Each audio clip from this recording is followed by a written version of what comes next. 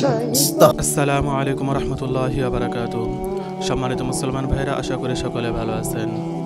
যখন সুইডেনে কোরআনকে পুরানো হয়, বিশ্বের কোনো এক দেশের মধ্যে ইসলামকে নিয়ে অবমাননা করা হয়, আল্লাহ নবীজি সাল্লাল্লাহু আলাইহি ওয়াসাল্লামকে নিয়ে অবমাননা করা হয়, তখন আমাদের বাংলাদেশের মুসলমানরা কাঁধে কাঁধ মিলিয়ে একত্রিত হয়ে সকলে আন্দোলন গড়ে তোলেন, আর পুরা বাংলাদেশকে উত্তাল করে তোলা হয়।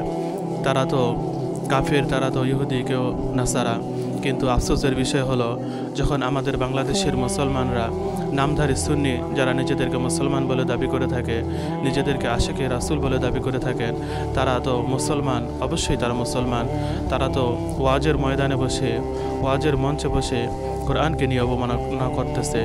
আপনি শুধু এই ভিডিওটি একটু দেখুন, তাহলে বুঝতে পারবেন যে তারা কোরআনকে নিয়ে কী পরিমাণ অবমাননা করতেছে, কোরআনকে নিয়ে কী পরিমাণ খেলতামাশা করতেছে, আর তাদেরকে কী শাস্তি দেওয়া যায় তা অবশ্যই আপনারা কমেন্ট বক্সে জানিয়ে যাবেন।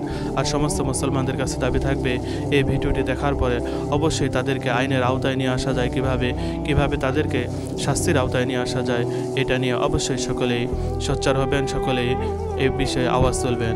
তো চলুন আমরা সেই ভিডিওটি দেখে আসি।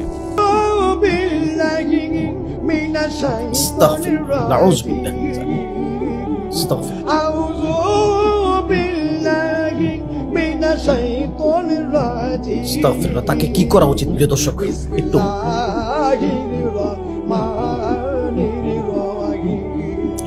কোরআনের আয়াত দেখেন কিভাবে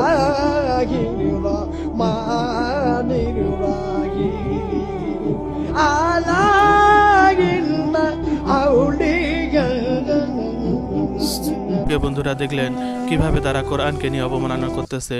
তাই অবশ্যই তাদের বিরুদ্ধে আইনানুগ ব্যবস্থা নেওয়ার জন্য সকলে আওয়াজ তুলুন। ভালো থাকবেন, সুস্থ থাকবেন। আসসালামু আলাইকুম রহমতুল্লাহি ওয়া বারাকাতুহু।